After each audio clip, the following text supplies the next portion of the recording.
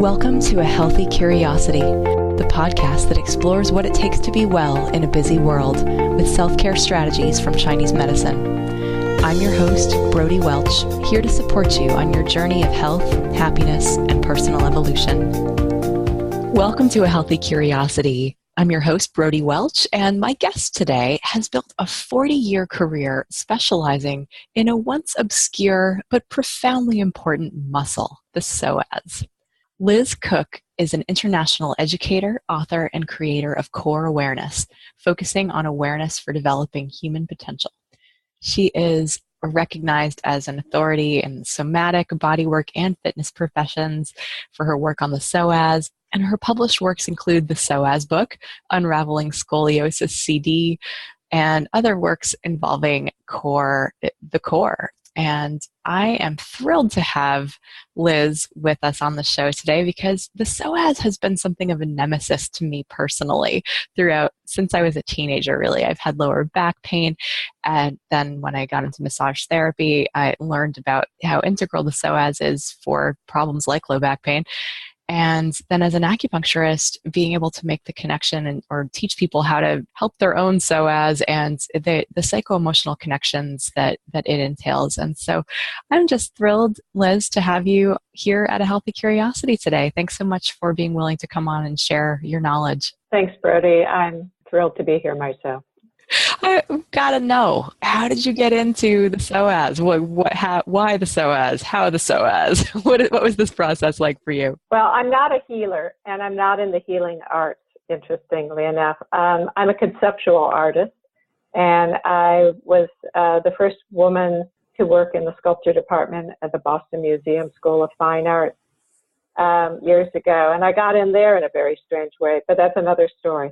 In any case, as a conceptual artist, I'm actually interested in perception, human perception, and human expression.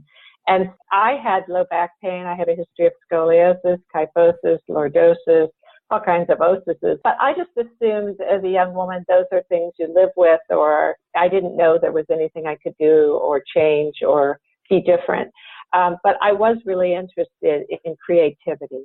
So when I had the opportunity to experience the movement work that really changed my perception, I got excited.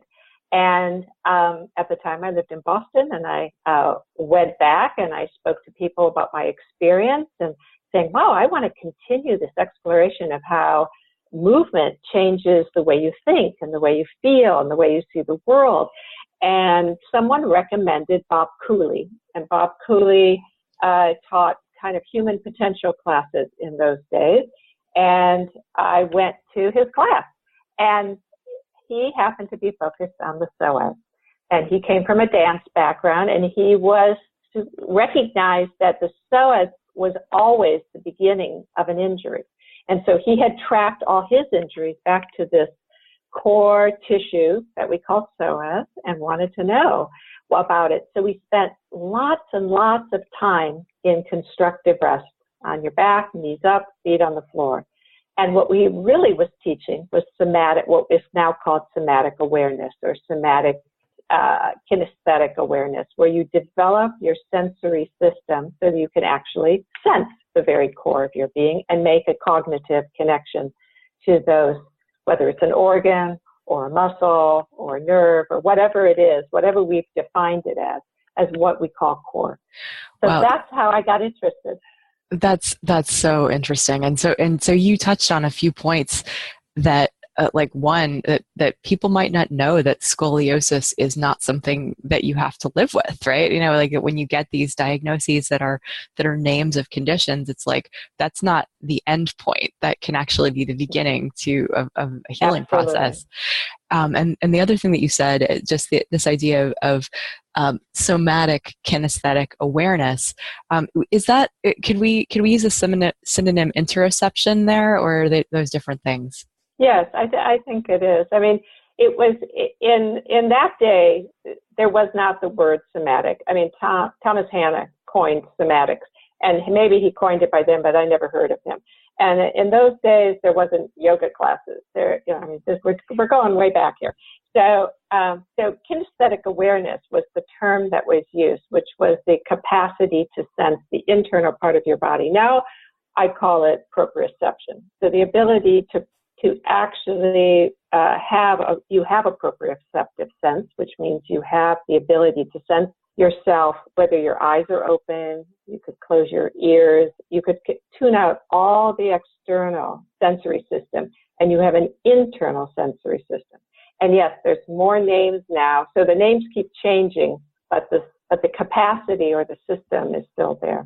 And what we're talking about then is the body, like your ability to sense where you are in space, like what your body is doing, and to kind of map it in your head? To actually sense it, to know it. To sense it. There's a difference between, it doesn't have to go through the head. The sensory system is your body. So your sensory awareness is throughout all your connective tissue. It's in every organ of your being. So when we say we know something, it's not that we think it, we know it. And knowing something is from your, what used to be called your moving center, from the very belly core of your being, or your core. You can call it now your enteric brain.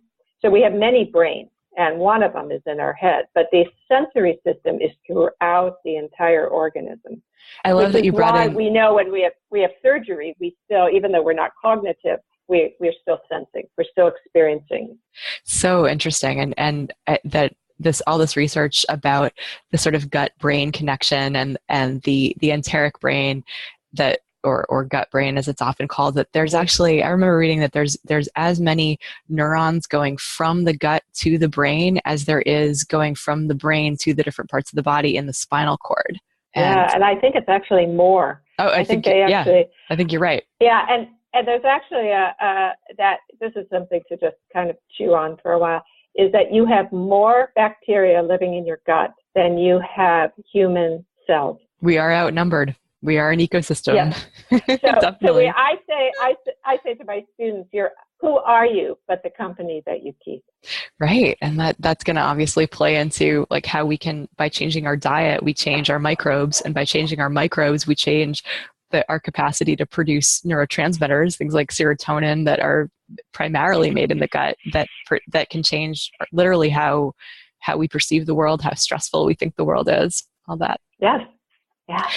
Going back to what you said a second ago, that this center of the body, that in Chinese medicine we refer to, well, in Qigong practice we think about the lower dantian, right? This center, the sea of the lower sea of qi, or elixir field, this space of transformation. If we think about various spaces of transformation in the body, your hara, the tanden, the second chakra, the center of gravity, like this place in the lower abdomen has a lot of names and a lot of different cultures and a lot of different traditions. And so I'd love to hear like why, and obviously in Chinese medicine, in martial arts, this is like the center of where we're supposed to be moving from, because it's where yin and yang meet in the body. It's where these two sort of primal divisions of qi are in union, and that when yin and yang are in balance, when we're coming from our grounded, centered place, when we're listening to our wisdom from the depths and core of our being, we do that. It is more powerful, and it is, and it's in some sense a way of being able to, like, it's where I go when I want to access my inner wisdom. It's like I drop my awareness to this area in the body and let it speak to me, and that there's a lot there.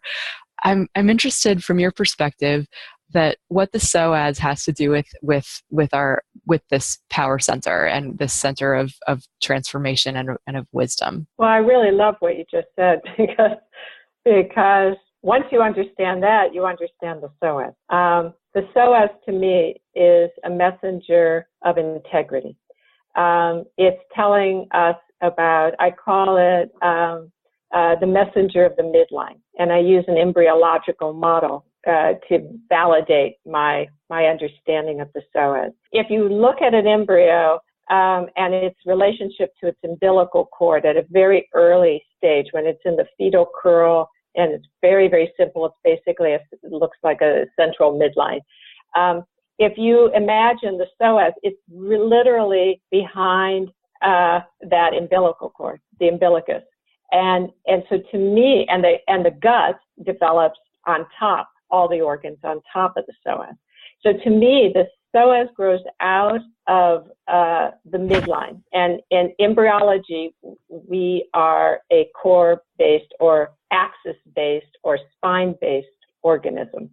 So we have a spine first and foremost. Before we have a spine, we have a notochord, and before we have a notochord, we have what's called the axis. And the axis is like South and North Pole, which you can't literally find. It's a field. And so a field of energy is the first thing that gets set up as we start to become, the cells migrate into an axis, and that becomes what's called the primitive streak. And that in Chinese medicine, if I can just dovetail right into what you're saying, is that the central axis embryologically, that the first thing that's formed, like where kind of the Jing and the Shen, or the essence and the consciousness, come together in the Chong, and that's like the central channel or the central axis, and then the Du and the Ren, which are kind of like the one runs up the front of the body, the other runs up the back of the body, and that those are like the archetypal yin and archetypal yang in the body. And so this polarity of like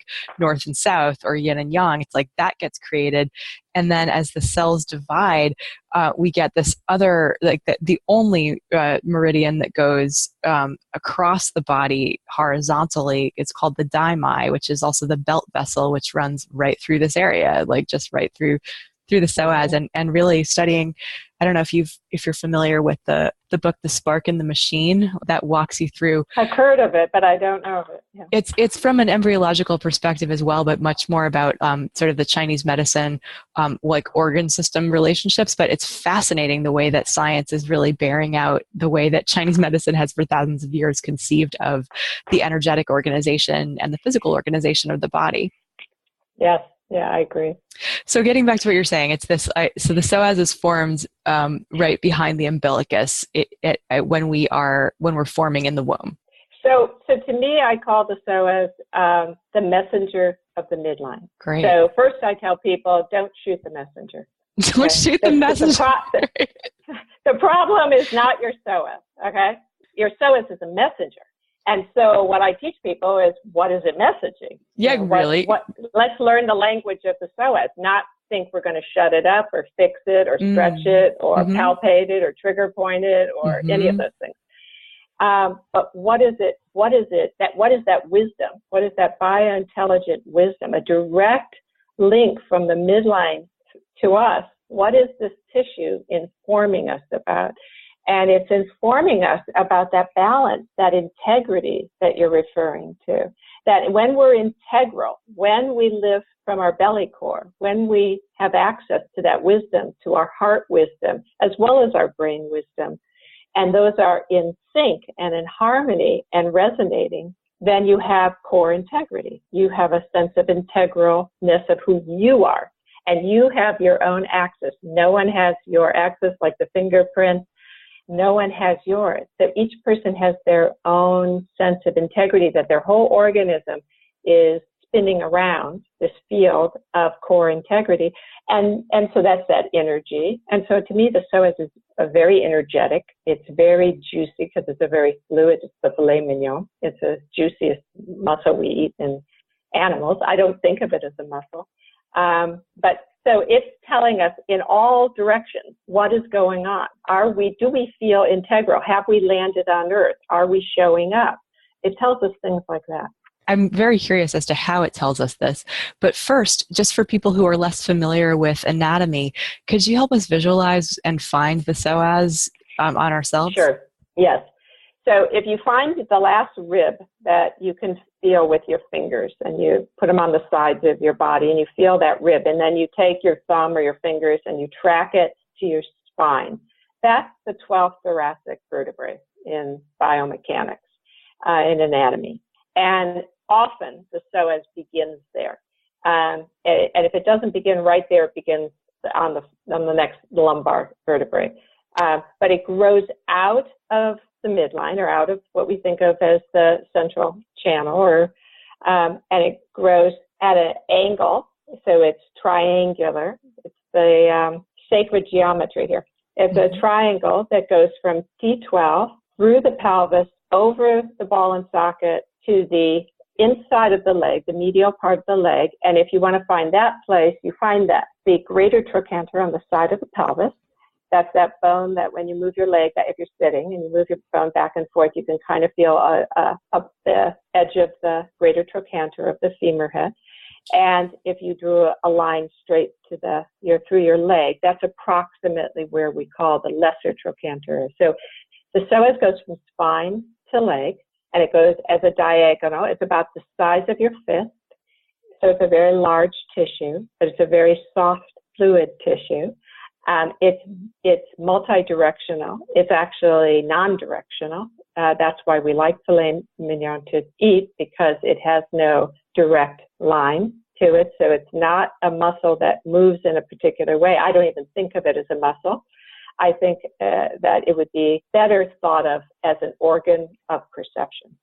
That is fascinating. So to recap kind of the where this is, like we can think of it as like it attaches to all of our lumbar vertebrae, even as high as our last thoracic vertebrae, and connects to our upper inner thighs. And so we use it for things like walking. It gets shortened when we're sitting. What else? How else? No. I'm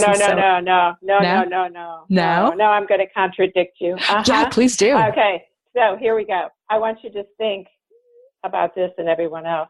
Who attached your psoas? Nobody. God. I don't. The Great Spirit, Mother Earth, whatever. No one attached your psoas. So first and foremost, to change the paradigm, we have to understand the psoas didn't get attached, because then people think, well, we could attach it better. You didn't come off a forward assembly line. The psoas emerges out of the midline. Emerges. Okay. So that's the from piece. The spine to the leg, to the leg. So it's moving down. So it's energetic. Its energetic flow is always down. It's always grounding you through your legs, into your feet, into the earth. Oh, I really appreciate that reframing, because I guess as trained in body work, I'm used to thinking of muscles as having origins and insertions, or attachments as we call them. Exactly. And that therefore, and when a muscle contracts, it shortens. And when we're stretching a muscle, we're lengthening it. And it's this very, it puts us in this mind frame of, it is sort of the yin and the yang, that sort of expanding and contracting idea. But you're saying it's different than that we should really be thinking about it not as a muscle, but sort of as this messenger, but also as this, how did you put it a second ago? I want to really attach to that. An organ of perception. An organ of perception that has these messages for us that we can listen to. Yes. Even for the average person, the tongue isn't thought of as a muscle. Right. We think of it as a way we taste, the way we touch the world. So we think of it as an organ of perception in many ways. It gives us a lot of information. So you could think of your psoas as the same way. And you would treat it differently than you would, because when we think of the psoas as muscle, which is the big paradigm shift, and what makes my work so unique, is that I want people to change, including massage schools, from the biomechanical view of body, which is an imposition on a human organism, to think of it mechanistically. We've made it into a machine by talking about origins and insertions. There's no such thing. That's a mechanistic model over a living organism that's part of a much larger living organism. So we need a new conversation, which is what I call the biointelligent conversation. It's an organic conversation. We're part of a living system. We're a living system. So when we look at things mechanistically, it frames it, like you said, in a way that then we want to do something. So if we think the psoas is a muscle, which somebody called it a muscle, through anatomy, because at that time when we didn't know much about connective tissue, we did nothing about connective tissue. I think the Chinese have it right. I think that's why Oriental medicine is so amazing, because they don't think of it mechanistically. They think of it energetically. Exactly. And that's actually one of the first paradigm shifts that I encourage people to make when they come in for treatment is like, are you a sack of meat, or are you a living dynamic field of chi? because the answer matters, right? Like if you think of yourself as a machine, then basically life is a process of deterioration and things wearing out and parts getting replaced and all that, as opposed to this is how the field is operating. This is where energy is getting stuck. This is what energy is deficient, and thinking of ourselves really kind of from the quantum physics worldview of like mostly empty space, and within that space, all kinds of things that can affect how the stuff of who we are behaves and shows up in the world, that are influenced by like kind of like the wind in the trees. Like we don't see the wind, but we see the effects on the trees, and the same effects we could say for our thoughts, for our emotions, for our personal history, and as well as the inputs. Beautifully said.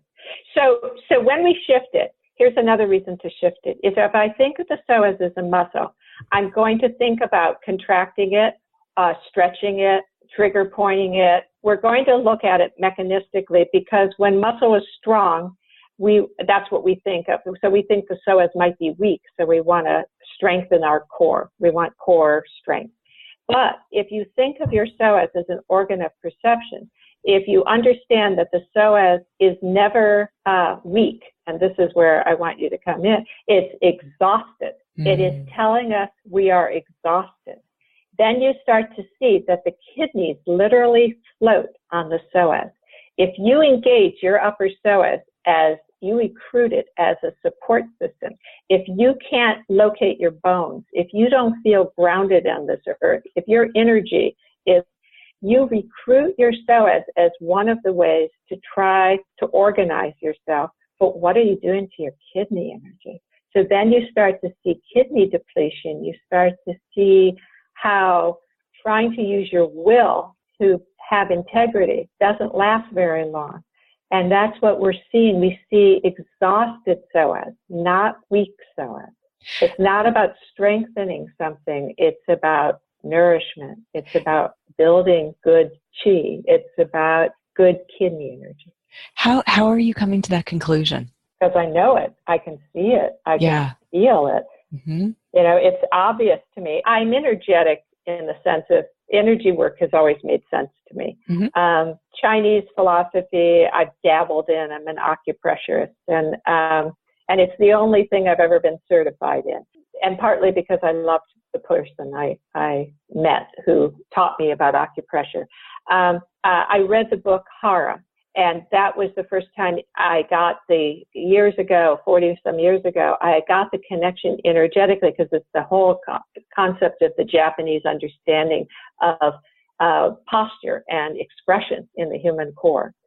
All of that made sense to me. It made sense to me as a conceptual artist that what I was seeing was an expression of energy, an expression in the human core. So you can't go fix an expression. You're reading that expression. You're understanding that expression. What does that expression mean? Oh, the person's afraid. Oh, the person can't locate, so they can't get a sense of showing up in space and time. And then as I started to work with people and play and experiment and understand the dynamics of the nervous system, I realized that's one of the big things the psoas is messaging.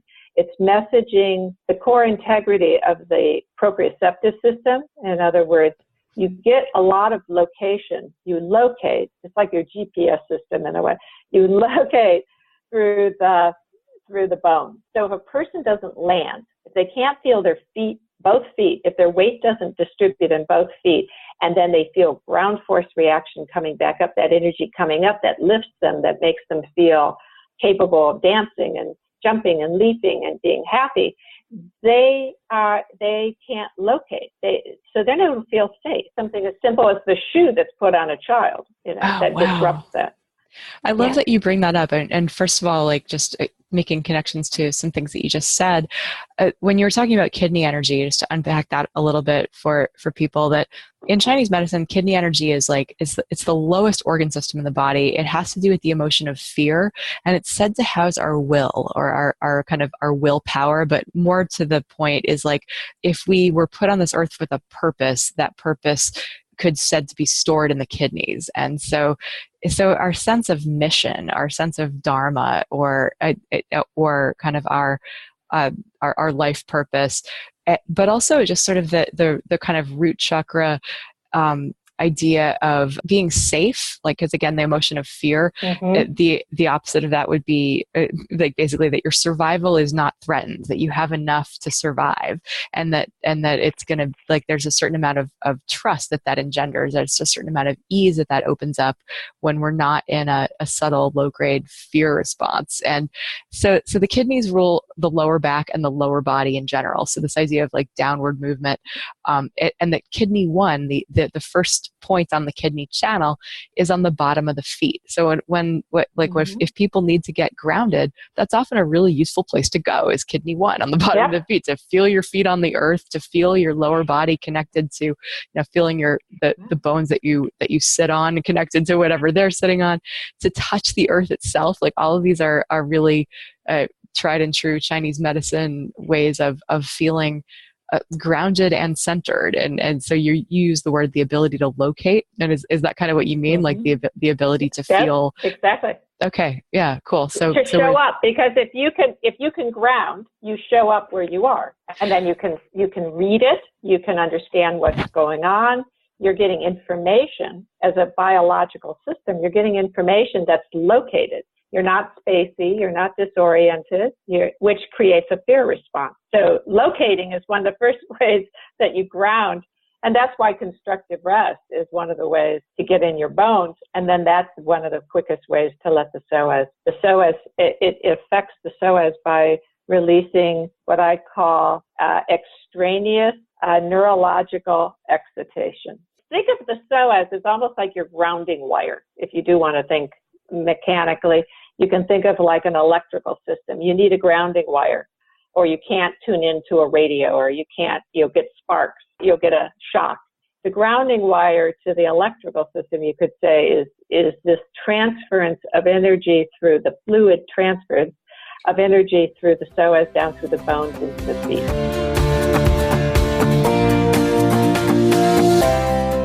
What does the next version of you look like? The upgraded version of me gets great sleep, experiences abundant energy and flow, loves her body, and gets a ridiculous amount done from a place of centered presence.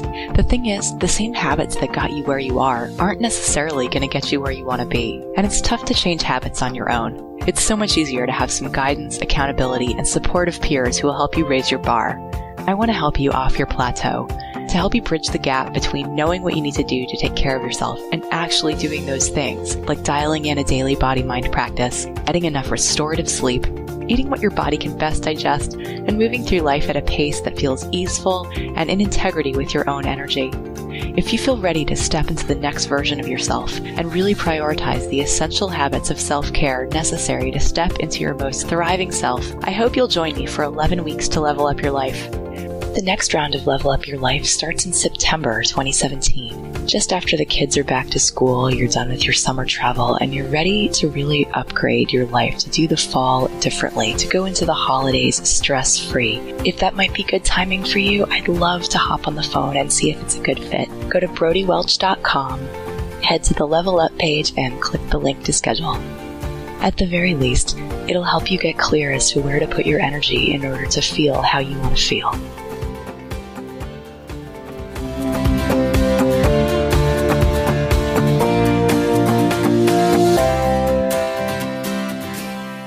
All right. And that constructive rest posture you described earlier, is that lying on your back with your knees bent and your feet flat on the floor? Yes. It's just a simple, anyone who tracks any of my work will see that shows up over and over again, because it's a good place to begin. It's a way for people to start to feel the difference. It certainly relieves low back pain.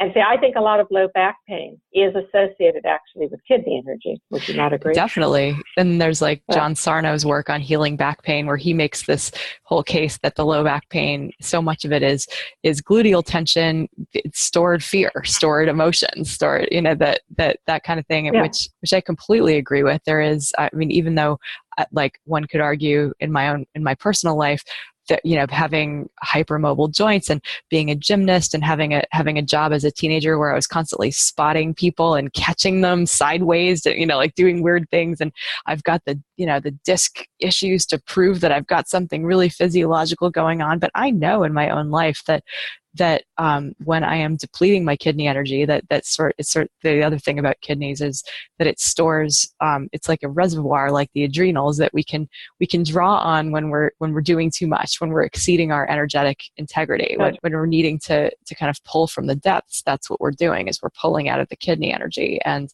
that ages us. That's right. And so that's the connection to the Psoas, is that depletion. The Psoas is messaging that depletion, because that's not going to bring you how you're going to truly flourish. So I think the Psoas not only talks very connected to fear, because it is part of the sympathetic, it's part of the reptilian brain, so it's part of very, very basic biological responses to survival, but it's also about how do we thrive. And that's actually what I'm more interested in. How do we flourish as a human being? How do you become fully you? So like a flower, you become all that you are meant to be in this lifetime. How do you flourish? And so I tell massage and body work and Pilates and yoga and everyone, you cannot make a flower flourish or blossom by trigger pointing it, by stretching it, by doing something to it. You have to nourish it. And the Psoas is the exact same way. Oh, I love how you just put that. There is, and by the way, I'm so interested in that self-actualization, like those questions of how do we move from survive to thrive? It's like we do, like there is an evolution that we need to go through, and our bodies can be a part of that. Rather than feeling like we can somehow like release the trapped energy and therefore be fine, it sounds like what you're saying is that we need to be addressing this philosophically, or we need to be addressing it energetically, or like somehow different than. It sounds like what you're not saying is that we just need to get in there and do stuff to the Psoas in order to unlock it, in order for us to like release whatever we're blocked by. Yes, and you said it really clearly, is that it's like, well, if I could just get rid of this, if I could get rid of my fear, if I could get rid of my trauma, if I could get rid of my tension, then I'd be what?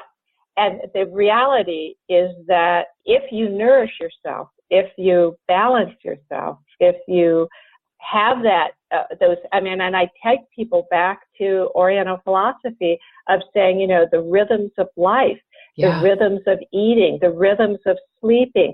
That is how you flourish. And when you're flourishing, guess what happens? The trauma disappears. The back pain goes away. It's like you don't focus on trying to get rid of something. That's kind of, think of it like environmental recycling or composting. If you just keep thinking, well, I can throw it away and it'll go somewhere, it's not. It's going to, the garbage is going to show up somewhere else.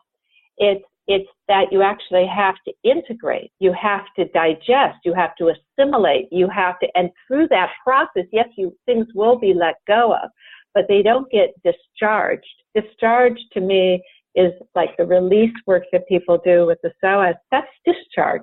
The whole thing will come back because nothing energetically has really changed. You've just shocked the system for a few moments. And that Psoas release that you're referring to, like that for people who maybe don't spend as much time in a yoga studio as perhaps we do, there definitely is this trend to have whole classes that are based on releasing the Psoas, or like fatiguing it and getting it to like shake and convulse and like releasing it in these like very public class settings. And that really, like, just there is an acupuncture equivalent of that, of like we can needle the Psoas and emotion will come out. A lot of times it's a place where people really harbor old stuff, and it's like I think that can be a healing process, but it also seems so. Well, I question the wisdom of doing it in group settings in public, where you're not in a place where you can feel the safety to perhaps like move through whatever got stored there in the first place. And that like it's not just about like quote unquote the release, but the integration of your personal history. Yes, it's the integration piece that's so vital to thriving. to really flourishing in one's life. Grist for the mill is what it used to be called. Exactly. Yes, it is. It's like that which we get to transcend. You have to know what a mill was.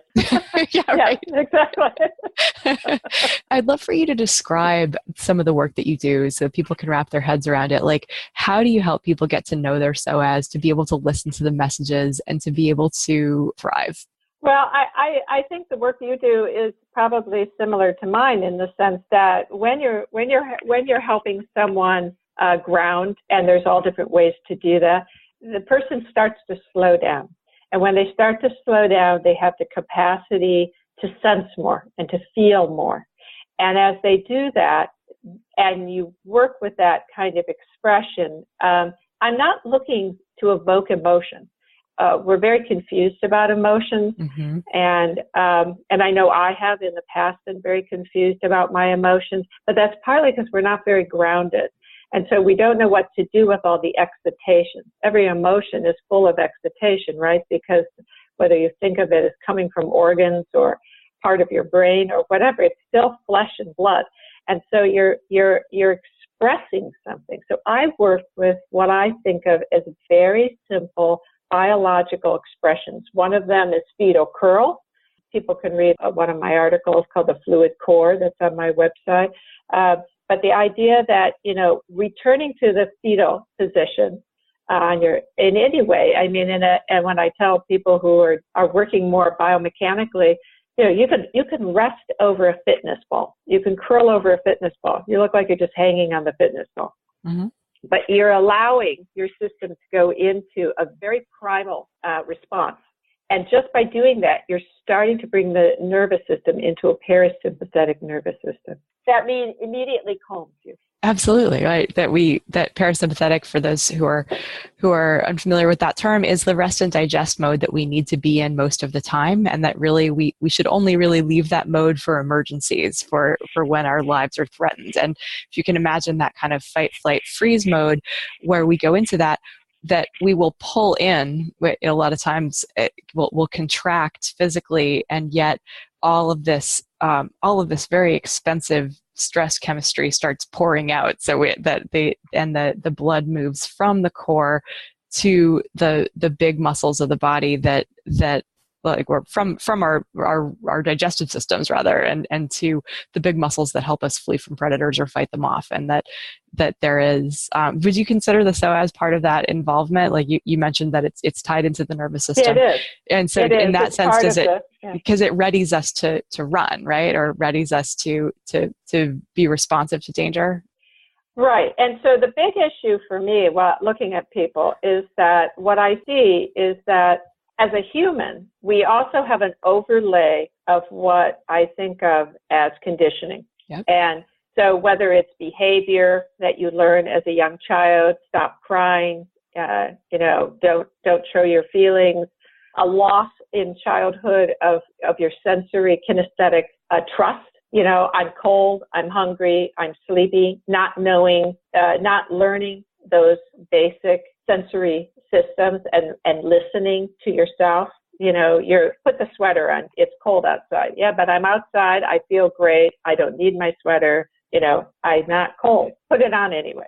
So conditioning has an overlay on the animal body, on the animal being, that then creates a kind of inhibition in the system. Then you go into things like training, whether it's gymnastics or Pilates or dance or yoga. And then depending on how you're training, you can do, it's not what you do, it's how you do it. You might be actually taught to recruit the Psoas for control. So now you have another layer of control on top of the conditioning of control. So pull the ribs down, lift the chest up. You're now manipulating yourself on a whole nother layer because you're thinking mechanically. You're tucking, you're tightening, you're doing all these things because you're sculpting the body as an object, not understanding its expression. Part of my work is in helping people take some of those layers off in gentle, playful ways. Play is the fastest way to get into the parasympathetic nervous system. Yay! Faster than breathing?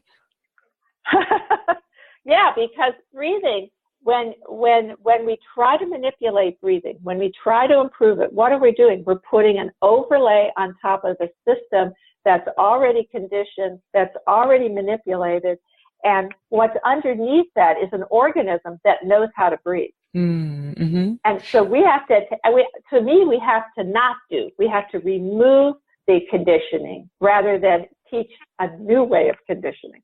Well, and when someone's stressed out, like the last thing that they might want to do is play. Is there a gateway drug to playfulness that we could play with? There is, because the transition to play is curiosity. So yeah. I could be on the floor, and I use soft inflatable balls, and people can watch those videos. And I might place it along my back, or I might be on my side with it along my side, and I might do little rocking movements. Well, in a way, what is play? Play is curiosity. It's the ability to just show up in the very moment and being responsive to the moment, and not necessarily having a plan or knowing exactly what's going to happen next, but being curious, being open, and so I put myself in a physically safe, comfortable position, as comfortable as I can be, and then I begin, and following my breath might be a very vital and enriching experience, but I wouldn't try to do something to my breath. I wouldn't manipulate myself. Yeah.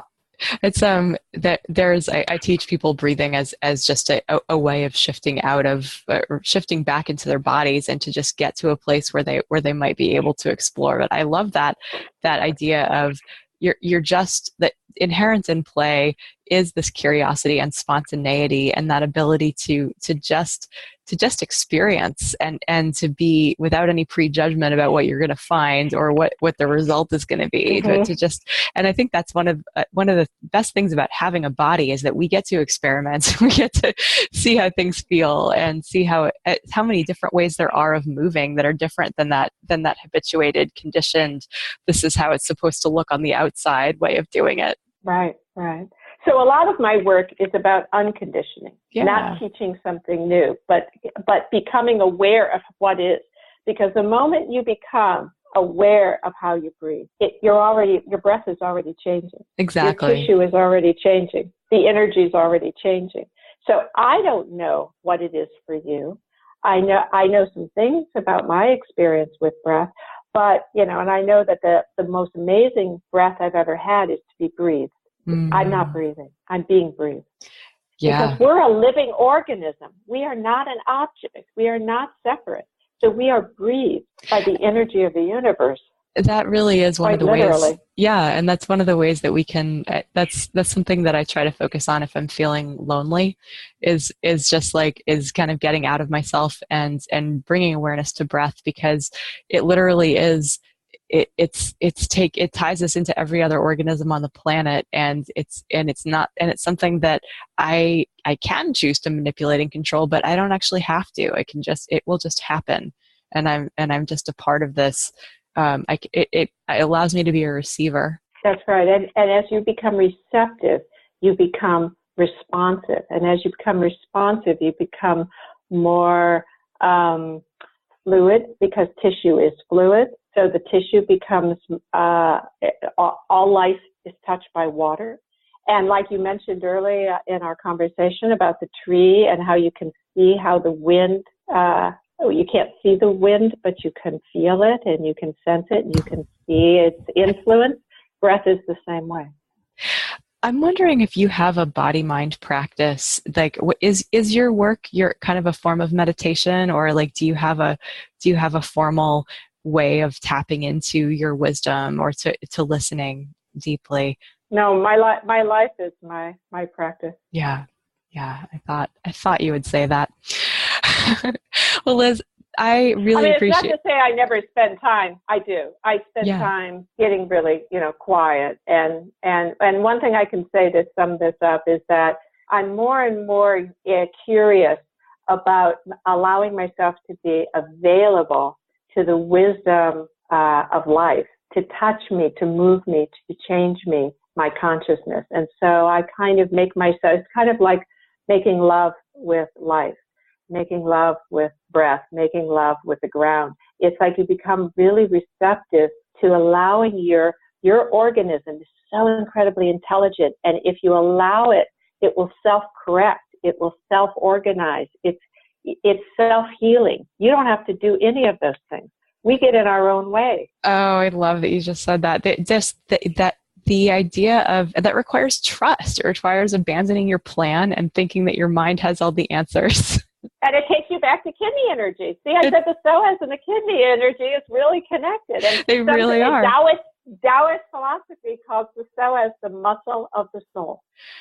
Yeah, and so much of what you've been saying, being in receptivity, being able to relax, being able to sense deeply internally, and to feel that interconnection helps the fear to drop away. Helps us to forget the pain. The pain doesn't go away. The pain integrates. The pain is it's a message. So as we're really turning towards ourselves and hearing the messages, and taking the time to really allow ourselves to hear. And I understand pain is something, I have no tolerance for pain at all.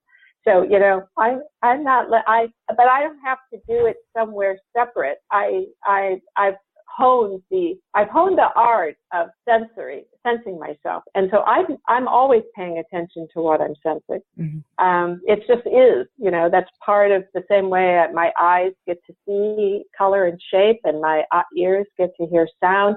My sensory system is alert and informing me. And I trust that deeply. I trust all of I trust what I sense probably more than what I see and what I hear. And that really it's a powerful sixth sense, and it's one that like to hone it to the degree that you have, I can see how that could be ultimately just incredibly empowering for people to realize that they can be connected with themselves in this way. It's developing that interoceptive capacity. Mm-hmm. Yeah, and then your psoas tells you, get out of that room, leave that relationship. Step forward into your life. It informs you. It forms you. So the psoas is not something that you try to control yourself with. It actually is tissue that informs how it guides you into flourishing, so to speak. It's part of the lush territory of flourishing. How can we start to sense it? Like you've given us the constructive rest. You've given us the going fetal. How will we know that what we're sensing inside is the message of the psoas? Let me put it this way: the healthier your psoas, the less you can sense it. Like an organ. You don't go around sensing your organs unless there's something wrong with them. Exactly. Right? Yeah. Your kidneys don't bother. You don't sense your kidneys unless you've got something going on in your kidneys. Yes. You don't sense your liver or your stomach unless something's wrong. It's the same with the psoas. It's the deepest core tissue of your human organism, and it's smack in the middle of your body. You don't sense it unless it's saying, hey, stop. And it's stopping because we're often compromising ourselves, whether that's using our psoas instead of our bones, trying to make something happen that we don't have the surplus of energy to make happen, all these things. So it's informing us. So you can get that information, not so much by trying to get to the psoas, as hearing that whole dantian you're talking about, bringing yourself into the physicality of your body and then noticing what shows up. Yeah, great. It sounds like really the practice is about tuning in, is about bringing our awareness inward, and that any way that we can do that is a way that we can start that conversation. Yes. Great. To me, it's like a cloud. You can't sense a cloud. So when you have a healthy psoas, it's very elusive. It's incredibly subtle. Mm-hmm. I didn't start out with an elusive psoas. I started out with an incredibly tense psoas and a terrified person, which I didn't even know how terrified I was until I stopped running. And, I don't mean running like exercise. I mean like trying to escape. Yes. And constructive rest was one of the first times I just hung on the floor and I couldn't bear it. I just wanted to jump up and run out of the room. And I realized, oh my God, I am terrified because there's nothing happening. The phone isn't ringing. There's nobody knocking at the door. I don't know why I'm jumping up. I literally would jump out of the position. I had so much fear inside of me. And so all of a sudden I had to start paying attention. I wanted to pay attention to, wow, can I catch the moment when I'm literally moved by my own fear? And it's unrelated to the actual physical space I'm in. Like there was nothing scaring me in the room. Maybe I was alone in the room and the room was safe. And yet I felt afraid. And that was the beginning of my journey, noticing more and more. And then the back pain went away. Well, and the other piece that I think is important is hydration work. I love hydrating tissue. Everyone I meet is way too dry. They're too stiff. Their tissue is too rigid.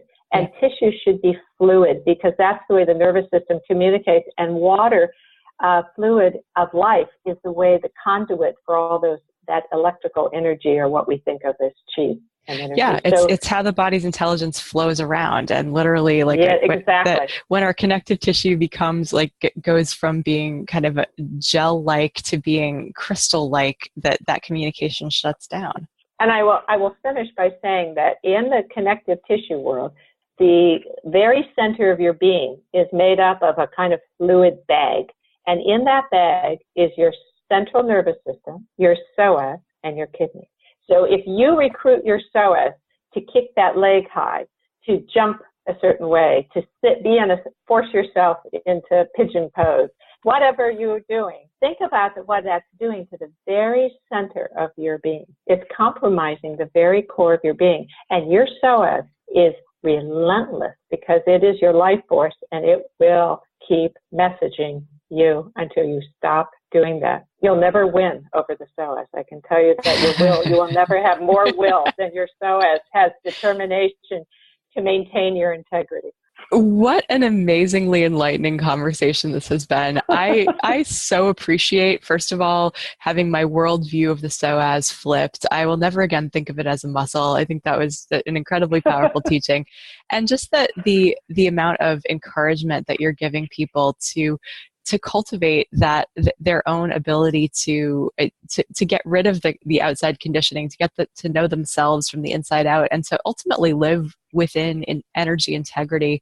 It's a hugely important message. So Liz, thanks so much for taking the time to share it with us. Thank you very much.